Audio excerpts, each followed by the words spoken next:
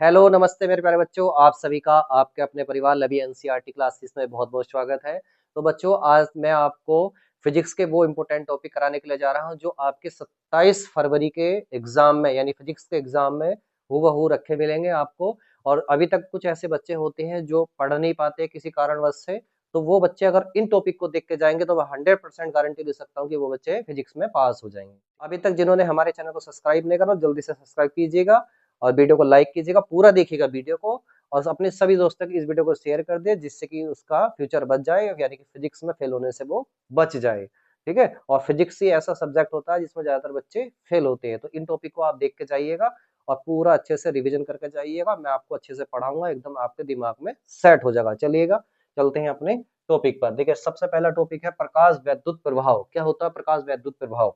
देखिए, जैसे आपने देखा होगा सोलर पैनल के अंदर सोलर पैनल रखा होता है, उसके ऊपर से जैसे ही सूरज का प्रकाश डलता है तो उससे करंट बहने लग जाती है, यानी कि हमारे जो इंस्ट्रूमेंट होते हैं वो हमारे चलने लग जाते हैं, ऑन हो जाते हैं। देखा होगा आपने। तो ये कुछ इसी प्रकार से समझिएगा। देखो इसको कि जैसे हमने एक धातु का टुकड़ा लिया, इस धातु के टुकड़े पर हम जैसे ही सूर्य का प्रकाश डालते हैं यानी प्रकाश डालते हैं तो इसके अंदर से क्या हो जाता है, इलेक्ट्रॉन उत्सर्जित होने लग जाते हैं, इलेक्ट्रॉन निकलने लग जाते हैं। ठीक है? इस घटना को बोलते हैं हम प्रकाश वैद्युत प्रभाव। यानी कि कोई आपतित प्रकाश हमारा जैसे ही धातु के ऊपर गिरा तो इससे क्या निकलेंगे, इलेक्ट्रॉन निकलने लगे। तो इसको ही इस घटना को बोलते हैं हम प्रकाश वैद्युत प्रभाव। अब ये जो इलेक्ट्रॉन निकलते हैं इन इलेक्ट्रॉन को बोलते हैं प्रकाश इलेक्ट्रॉन। अगर ये इलेक्ट्रॉन किसी डायरेक्शन में चलते हैं, ठीक है, चल देंगे तो जरूरी, तो उसके विपरीत डायरेक्शन में क्या होगा, विपरीत दिशा में क्या होगा, एक धारा बह जाएगी जिसको बोलते हैं प्रकाश वैद्युत धारा। प्रकाश वैद्युत धारा, ये पूरी घटना कहलाती है हमारे पास प्रकाश वैद्युत प्रभाव। तो अच्छे समझ में आया होगा। चलिएगा, अगला है कार्यफलन। कार्यफलन क्या होता है देखिएगा। अभी देखिए ये जो प्रकाश आ रहा है इसकी कोई ना कोई एनर्जी तो होगी, ठीक है, ऊर्जा तो होती है।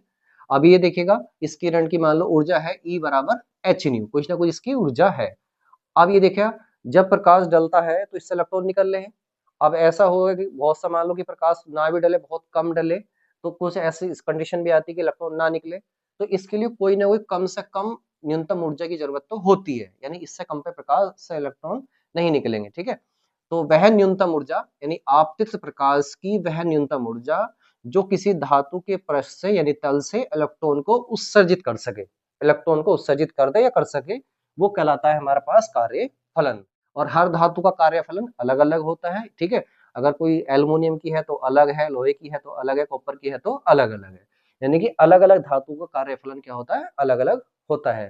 ठीक है? आपतित प्रकाश की वह न्यूनतम ऊर्जा जो किसी धातु के पृष्ठ से या तल से इलेक्ट्रॉन को उत्सर्जित कर सके यानी बाहर निकाल सके। ठीक है? तो उसको बोलते हैं हम कार्य फलन, उस ऊर्जा को बोलते हैं कार्य फलन। डब्ल्यू से इसको लिखते हैं। अगर इसके फॉर्मूले की बात करें तो W बराबर एच न्यू जीरो आएगा। ठीक है? जिसमें एच क्या है, एच है बच्चों प्लांक नियतांक, एच है प्लांक नियतांक। और न्यू क्या है, न्यू है बच्चों दहली आवृत्ति। न्यू क्या है इसमें, दहली आवृत्ति। ठीक है? अब आगे हम दहली आवृत्ति के बारे में पढ़ेंगे। देखिए दहली आवृत्ति क्या होती है। अब मैंने बताया कि न्यूनतम ऊर्जा की तो आवश्यकता होती है जिसको हम कार्यफलन बोलते हैं। अब इस ऊर्जा में क्या आ रही है, आवृत्ति, यानी कि इसको, ठीक है, तो ये भी एक न्यूनतम आवृत्ति होगी। तो इसको हम ऐसे बोलेंगे कि आपतित प्रकाश की वह न्यूनतम आवृत्ति, वह न्यूनतम आवृत्ति, न्यूनतम मतलब कम से कम आवृत्ति, जो प्रकाश इलेक्ट्रॉन को धातु के पृष्ठ से उत्सर्जित कर सके यानी बाहर निकाल सके, उसको बोलते हैं दहली आवृत्ति। ठीक है? दहली आवृत्ति। ठीक है? इसको न्यू जीरो से लिखते हैं, सिंबल को बोलते हैं न्यू, है ना, और ये हमने नीचे जीरो लगा रखा है आगे। ठीक है? ये समझ में आया होगा। अब इसी प्रकार देखिए उसका उल्टा पढ़ेंगे। अगर हम दहली आवृत्ति का फॉर्मूला ले तो ये होता है न्यू जीरो बराबर सी बटे लैम्डा जीरो। अगर यहाँ जीरो है तो यहाँ भी जीरो ले लेंगे। ठीक है? अगर सी की बात करें तो सी क्या है, निर्वात में प्रकाश की चाल, और ये कितनी होती है, 3 गुणा 10 की घात 8 मीटर प्रति सेकंड। ठीक है? मीटर प्रति सेकंड होती है। ठीक है? और लैम्डा क्या है, अब यहाँ पर देखिए लैम्डा जो है, अगर आवृत्ति देखिए इसका उल्टा संबंध है इसका इसका। अगर हमने आवृत्ति को न्यूनतम बोला है, ये तो है दहली आवृत्ति, अगर इसको उल्टा बोल यानी इसको हमने बोला न्यूनतम तो इसको क्या बोलेंगे हम, अधिकतम। ठीक है? तो इसको हम बोलते हैं दहली तरंग दैर्ध्य। ठीक है? दहली तरंग दैर्ध्य। अब चलते ही इसी की परिभाषा पढ़ेंगे दहली तरंग दैर्ध्य की। ठीक है। देखिए अब आवृत्ति को बोला हमने न्यूनतम, तो तरंग दैर्ध्य को बोलेंगे अधिकतम, क्योंकि यहाँ से इसका रिलेशन क्या है, उल्टा है, व्युत्क्रमानुपाती है। तो इसको बोल देंगे हम कि आपतित प्रकाश की वह अधिकतम तरंग दैर्ध्य, आपतित प्रकाश की वह अधिकतम तरंग दैर्ध्य जो किसी धातु के पृष्ठ से प्रकाश इलेक्ट्रॉनों को उत्सर्जित कर सके, यानी उत्सर्जन कर दे, बाहर निकाल दे, तो उसको, उस तरंग दैर्ध्य को बोलते हैं हम देहली तरंग दैर्ध्य। तरंग दैर्ध्य अधिकतम होनी चाहिए, आवृत्ति न्यूनतम होनी चाहिए, और ऊर्जा यानी कि कार्यफलन वो भी कैसा होना चाहिए, न्यूनतम होना चाहिए। ठीक है, तो ये हमारे जो है 4 टॉपिक थे, इनको अच्छे से तैयार कीजिएगा। अब चलते हैं हम अगले टॉपिक की ओर। तो देखिएगा बच्चों, अब है हमारा प्रकाश वैद्युत प्रभाव के नियम, यानी कि अगर हमारे प्रकाश वैद्युत प्रभाव की घटना हो रही है तो इसके लिए कोई ना कोई नियम जरूर होंगे। ठीक है, तो ये हमारे 4-5 नियम है। देखिएगा, पहला नियम है कि प्रकाश इलेक्ट्रॉन की उत्सर्जन की दर, उत्सर्जन मतलब निकलने की दर, यानी 1 सेकंड में कितने इलेक्ट्रॉन निकलते हैं। ठीक है, यानी प्रकाश इलेक्ट्रॉन की उत्सर्जन की दर आपतित प्रकाश की तीव्रता के अनुक्रमानुपाती होती है। तीव्रता का मतलब यानी ज्यादा चमक का प्रकाश हो, उस टाइप से समझिएगा। यानी इस प्रकाश की तीव्रता जितनी ज्यादा अधिक होगी, उससे इलेक्ट्रॉन उतने ज्यादा निकलेंगे। ठीक है, इसका मतलब ये है कि प्रकाश इलेक्ट्रॉन की उत्सर्जन की दर आपतित प्रकाश की तीव्रता के अनुक्रमानुपाती होती है। ठीक है, अगला है दूसरा कि उत्सर्जित इलेक्ट्रॉन की जो गतिज ऊर्जा है, यानी जो इलेक्ट्रॉन है ये गति जो करेंगे, ठीक है, गतिज ऊर्जा जो है आपतित प्रकाश की तीव्रता पर निर्भर नहीं करती है। यानी जो प्रकाश आ रहा था उसकी तीव्रता पर निर्भर नहीं करेगी, इलेक्ट्रॉन की क्या गतिज ऊर्जा यानी चलने के लिए ऊर्जा जो होगी, ठीक है, वो किस पर निर्भर करेगी, वो निर्भर करेगी, देखिएगा, उसकी आवृत्ति पर। तीसरे पॉइंट में लिखा हुआ है कि उत्सर्जित इलेक्ट्रॉन की गतिज ऊर्जा आपतित प्रकाश की आवृत्ति बढ़ाने पर बढ़ जाती है। यानी कि ये जो प्रकाश आ रहा है उसकी जो आवृत्ति है, अगर आवृत्ति बढ़ाओगे तो क्या होगा, उसकी गतिज ऊर्जा क्या हो जाएगी, बढ़ जाएगी, यानी तेज भागने लग जाएंगे इलेक्ट्रॉन। ठीक है, अगला नंबर 4, न्यूनतम आवृत्ति यानी कि दहली आवृत्ति। अगर इस प्रकाश की जो आवृत्ति है, अगर वो न्यूनतम आवृत्ति से, और वो न्यूनतम आवृत्ति कौन सी होती है, दहली आवृत्ति से अगर कम है तो प्रकाश इलेक्ट्रॉन उत्सर्जित नहीं होंगे। यानी कि इस प्रकाश की जो आवृत्ति है और वो एक न्यूनतम आवृत्ति दहली आवृत्ति से कम है, तो इससे इलेक्ट्रॉन नहीं निकलेंगे, यानी इलेक्ट्रॉन उत्सर्जित नहीं होंगे। ठीक है, और आपने देखा होगा कि जैसे सोलर पैनल वगैरह को हम धूप में रखते हैं तुरंत इलेक्ट्रॉन निकल, यानी तुरंत उसमें करंट बनने लग जाता है। देखिए 5 पॉइंट ऐसा ही कि धातु के पृष्ठ पर प्रकाश गिरते ही, यानी जैसे प्रकाश गिरेगा तो उससे इलेक्ट्रॉन उत्सर्जित होने लगेंगे। ठीक है, ये आपको लिख लेगा, ये नियम आपको ध्यान से पढ़ के जाना है। चलिएगा बच्चों, अब देखिएगा, पढ़ेंगे हम प्लांक का क्वांटम सिद्धांत। आइंस्टीन ने प्रकाश वैद्युत प्रभाव की जो व्याख्या है, यानी ये जो प्रकाश वैद्युत प्रभाव का नियम पढ़ा है, इसकी व्याख्या आइंस्टीन ने की थी, किंतु की थी प्लांक के क्वांटम सिद्धांत के आधार पर। और प्लांक के क्वांटम सिद्धांत में क्या लिखा हुआ था कि जो प्रकाश आता है हमारा, यानी कि जो प्रकाश आ रहा है, ये प्रकाश जो है छोटे छोटे ऊर्जा के बंडलों में आता है, यानी छोटे छोटे पैकेटों के रूप में हमारा आता है। और इन पैकेटों को क्या बोलते हैं हम, फोटोन। क्या बोलते हैं इनको हम, फोटोन। ऊर्जा के छोटे छोटे बंडल जो होते हैं, यानी जो पैकेट होते हैं, इनको बोलते हैं हम फोटोन। और प्रत्येक फोटोन की जो ऊर्जा होती है वो कितनी होती है, E बराबर एच न्यू। E बराबर एच न्यू, यानी आने वाला जो प्रकाश है उसकी ऊर्जा कितनी होती है, E बराबर एच न्यू। और इन ऊर्जा जो है ये किसके रूप में आती है, छोटे छोटे बंडल यानी पैकेट के रूप में आती है, और इस पैकेट को क्या बोलते हैं हम, फोटोन बोलते हैं। ठीक है, और यहाँ पे देखिएगा H क्या है, H है प्लांक नियतांक। H क्या है, प्लांक नियतांक। ठीक है, और न्यू क्या है, आपतित प्रकाश की क्या आवृत्ति, आपतित प्रकाश की क्या है, आवृत्ति। ठीक है, ये दिया था हमारा प्लांक का सिद्धांत, प्लांक ने। ठीक है, और जो फोटोन होता है, अगर फोटोनों की संख्या बढ़ाओगे, अगर ये फोटोन है इसकी ऊर्जा बढ़ाओगे, ऊर्जा तो बढ़ी जाएगी, यदि फोटोनों की संख्या बढ़ाओगे तो क्या होगा, जो प्रकाश की तीव्रता है वो क्या हो जाती है, बढ़ जाती है। तो चलेगा बच्चों, अब आगे पढ़ेंगे हम आइंस्टीन की प्रकाश वैद्युत समीकरण। ये वेरी वेरी इंपॉर्टेंट है, आपको इसको अच्छे से तैयार करके जाना, ये इससे आपके न्यूमेरिकल भी बनेंगे और ये आर्टिकल भी। आर्टिकल समझिएगा, इसको जो भी समझेगा ये काफी इंपॉर्टेंट है। आइंस्टीन की प्रकाश वैद्युत समीकरण। देखिए, जब कोई फोटोन धातु के पृष्ठ पर गिरता है तो उसकी ना कोई ऊर्जा होती है। ठीक है, यानी जो प्रकाश है फोटोन, इसकी ऊर्जा कितनी है, E बराबर एच न्यू। तो ये जो फोटोन है जब किसी धातु के पृष्ठ पर गिरता है, ठीक है, तो इससे क्या होता है, इलेक्ट्रॉन उत्सर्जित होने लग जाते हैं। तो देखिएगा, ये जो अपनी ऊर्जा है, ये टोटल अपनी ऊर्जा जो है किसी एक इलेक्ट्रॉन को दे देता है। अब ये इलेक्ट्रॉन क्या करता है, उसको 2 तरीके से खर्च करता है। एक तो ये खुद को, अपने आप को धातु के अंदर से बाहर यानी उत्सर्जित होने के लिए खर्च करता है, ठीक है। और दूसरा, ये इलेक्ट्रॉन चलने के लिए यानी गतिज ऊर्जा के रूप में खर्च करता है। तो हम इसको कह सकते हैं कि जब कोई फोटोन धातु के पृष्ठ पर गिरता है तो वह अपनी संपूर्ण ऊर्जा किसी एक इलेक्ट्रॉन को क्या कर देता है, दे देता है। और इस ऊर्जा का कुछ भाग तो क्या होता है, इस इलेक्ट्रॉन को धातु से पृष्ठ से बाहर निकालने में खर्च होता है, और कुछ भाग इसका जो है इसको गति कराने के लिए यानी गतिज ऊर्जा में के लिए खर्च हो जाता है। दो तरीके से इसकी ऊर्जा खर्च होती है, एक तो उत्सर्जित करने में, दूसरा गतिज ऊर्जा को के रूप में, ठीक है। तो हम इसको लिख सकते हैं कि माना इलेक्ट्रॉन की जो गतिज ऊर्जा है वो हम कितनी मान सकते हैं, जो गतिज ऊर्जा है के ई करके मान लेंगे, ठीक है। गतिज ऊर्जा कितनी मान लेंगे, के ई। और ये धातु के पृष्ठ पर गिर रहा है, उसको उत्सर्जित करने के लिए न्यूनतम जो ऊर्जा बताई थी मैंने, उसको बोलते हैं हम कार्य फलन। तो इसका अगर हम कार्य फलन की बात करें, कार्य फलन वो कितना मान लेंगे हम, डब्ल्यू, ठीक है। कितना मान लेंगे हम, कैपिटल डब्ल्यू के रूप में हम इसको ले लेंगे कार्य फलन को, ठीक है। तो ये जो हमारी प्रकाश आ रहा है इसकी जो फोटोन है यानी फोटोन की जो ऊर्जा है ई बराबर एच न्यू, वो दो जगह खर्च होगी। एक तो धातु पर से निकालने में यानी डब्ल्यू के रूप में, कार्यफलन के रूप में, दूसरा गतिज ऊर्जा के रूप में।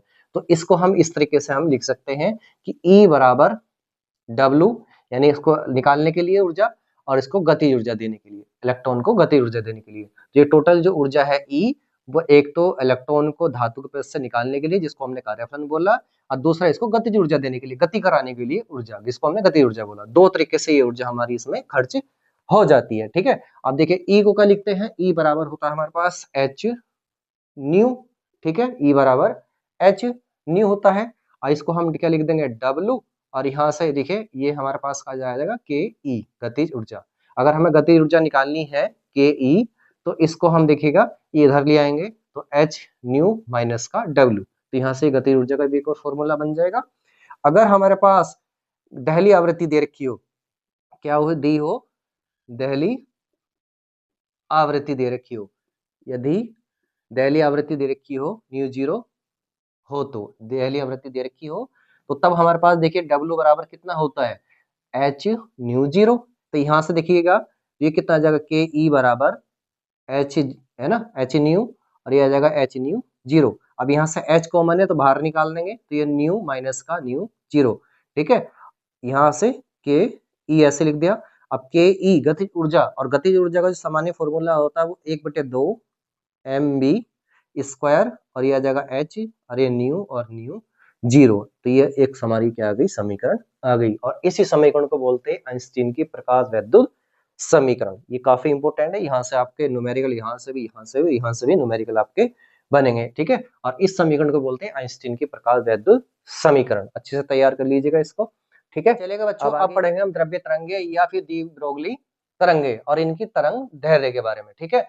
देखिए क्या होता है, डी ब्रोगली के अनुसार यानी डी ब्रोगली ने बताया था कि जब कोई कण, जब कोई द्रव्य कण जैसे कि इलेक्ट्रॉन, प्रोटॉन और फोटोन आदि गति करते हैं, तो ये तरंग की भांति भी व्यवहार करते हैं, तरंगों की तरह भी व्यवहार करते हैं। तो इन तरंगों को ही बोला था उसने द्रव्य तरंगे या दी ब्रोगली तरंगे, ठीक है। और इन दी ब्रोगली तरंगों की जो तरंग दैर्ध्य होती है, उस तरंग दैर्ध्य को बोलते हैं दी ब्रोगली तरंग दैर्ध्य, ठीक है। अच्छे से अब देखिएगा, दी ब्रोगली तरंग दैर्ध्य का सूत्र मैं आपको निकाल के दिखाऊंगा। यहाँ से आपको ये सूत्र याद रखने हैं, इससे न्यूमेरिकल काफी आते हैं, ठीक है। तो देखिए हमें प्लांक के सिद्धांत के आधार पर, जो अभी हमने पढ़ा है प्लांक का क्वांटम सिद्धांत, ठीक है, उसके अकॉर्डिंग क्या होता है, ई बराबर एच न्यू, ठीक है। अब इसके बाद ई बराबर एच रख लिया, और न्यू आवृत्ति का फॉर्मूला अभी हम तरंग दैर्ध्य के पद में निकाल लेंगे, तो कितना था, सी बटे लैम्डा रख लेंगे, यानी कि जो न्यू होता है वो कितना होता है, सी बटे लैम्डा हमारा, ठीक है। यहाँ से इसको मान लेंगे समीकरण एक, ठीक है। ये तो आया प्लांक के क्वांटम सिद्धांत के अकॉर्डिंग। अब अगर हम बात करें आइंस्टीन के अकॉर्डिंग, ठीक है, किसके अकॉर्डिंग, आइंस्टीन के अकॉर्डिंग, ठीक है। तो आइंस्टीन के अकॉर्डिंग क्या होती है ऊर्जा, ई बराबर एम सी स्क्वायर, इसको कितना मान लिया हमने, दो, कितना मान लिया, दो। अब देखिए इधर भी ऊर्जा, इधर भी ऊर्जा, दोनों की कर लेंगे तुलना, ठीक है। तो यहाँ लिख देंगे समीकरण एक व दो से, जब समीकरण एक व दो से इसकी तुलना करेंगे तो ये हमारे पास क्या आ जाएगा, यहाँ से देखिएगा तो ये आ जाएगा हमारे पास एम सी स्क्वायर बराबर एस सी बटे लैम्डा, कितना आ जाएगा, एम सी स्क्वायर बटे एस सी बटे लैम्डा। एक सी से एक सी कट जाएगा, तो यहाँ बचेगा एम सी बराबर h बटे कितना आ जाएगा, लैम्डा, ठीक है, h बटे लैम्डा।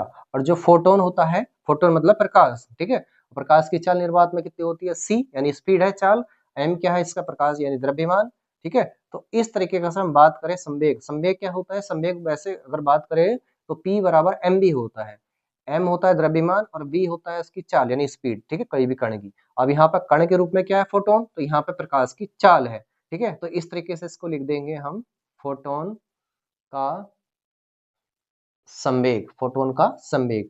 तो P बराबर कितना होगा, mc होगा, mb नहीं होगा, mc होगा, ठीक है।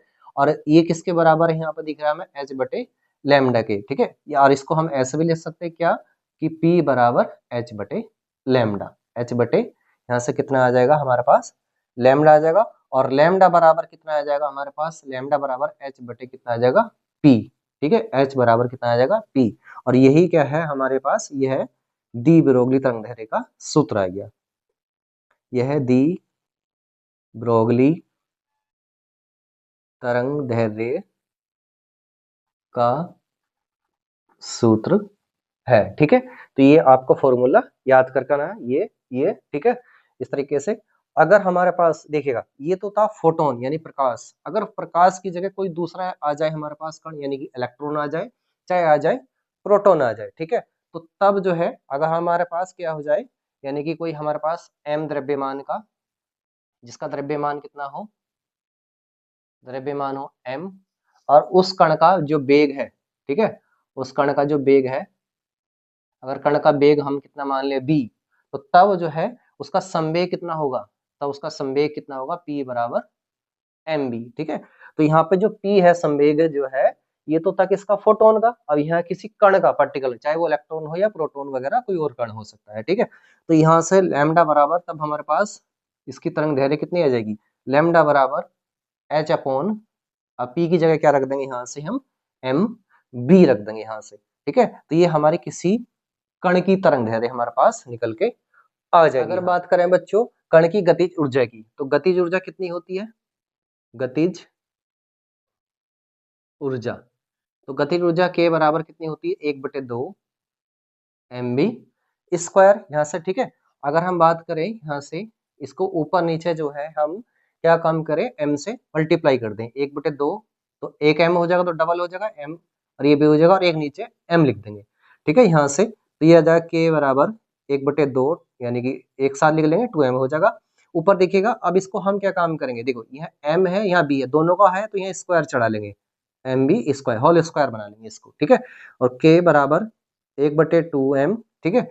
और यहाँ से देखिए एम बी क्या, अभी मैंने बताया क्या है, संवेग, यानी कि ये हमारे पास कितना आ जाएगा, p का स्क्वायर, यहाँ से हमारा ये संवेग निकल के आ जाएगा। अगर हमें यहाँ से संवेग निकालना है तो p बराबर कितना आ जाएगा, p स्क्वायर बराबर 2m k, और संवेग p बराबर कितना आएगा, अंडर रूट में 2m k। यहाँ से हमारे पास ये संवेग निकल के हमारे पास आ जाएगा, ठीक है। क्या निकल के आ जाएगा हमारे पास, संवेग निकल के आ जाएगा। और तब हम जो है इसकी दी ब्रोगली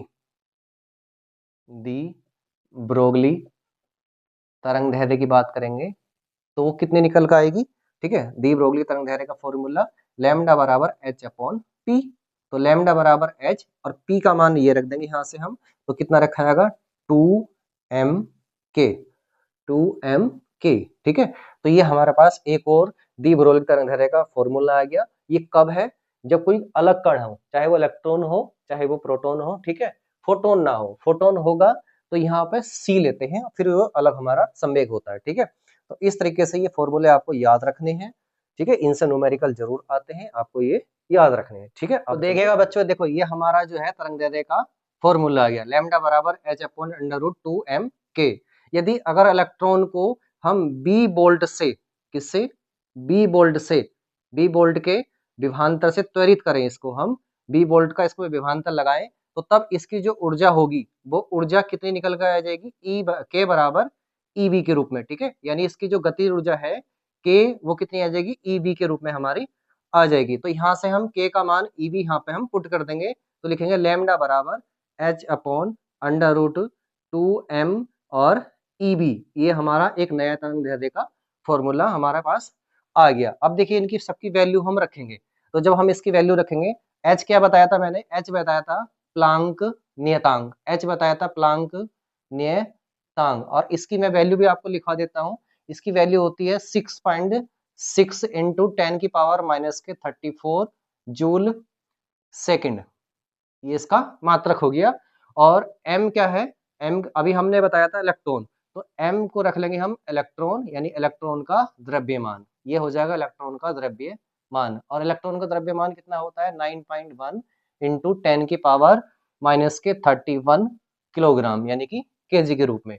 और E क्या है, इलेक्ट्रॉन पर आवेश, E क्या है, इलेक्ट्रॉन पर आवेश, और इलेक्ट्रॉन पर आवेश कितना होता है 1.6 इंटू 10 की पावर माइनस के 19 कूलाम, ये कितना होता है 1.6 इंटू 10 की पावर माइनस के 19 कूलाम। देखिए जब ये सारी वैल्यू हम पुट करते हैं यहाँ पे इस फॉर्मूले के अंदर, तो तब हमारे पास तरंग दैर्ध्य का एक और नया फॉर्मूला निकल कर आता है, वो आता है 12.27, ठीक है, 12.27 अंडर रूट, हमारे पास ये कितना आ जाएगा, हमारे पास बी आ जाएगा, ठीक है, ये कितना आ जाएगा हमारे पास बी आ जाएगा, ठीक है, एक नया फॉर्मूला आ जाएगा।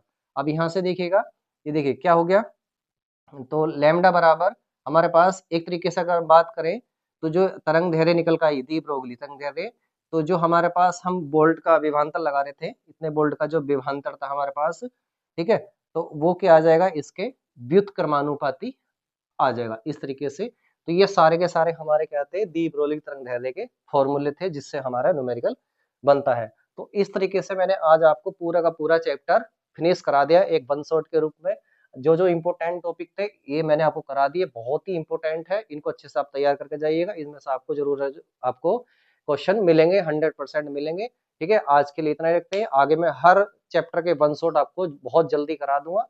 ठीक है, और अभी तक जिन बच्चों ने सब्सक्राइब नहीं करा है चैनल को, जल्दी से सब्सक्राइब कीजिएगा, वीडियो को लाइक कीजिएगा, और अपने उन सभी दोस्तों तक इसको भेज दीजिएगा जिन्होंने अभी तक तैयारी नहीं कर रही है, या फिर जो बच्चे कमजोर हैं उनको यहाँ से बहुत ज्यादा हेल्प मिलेगी और 100% गारंटी के साथ वो पास हो जाएंगे। ठीक है, आज के लिए इतना ही, थैंक यू सो मच।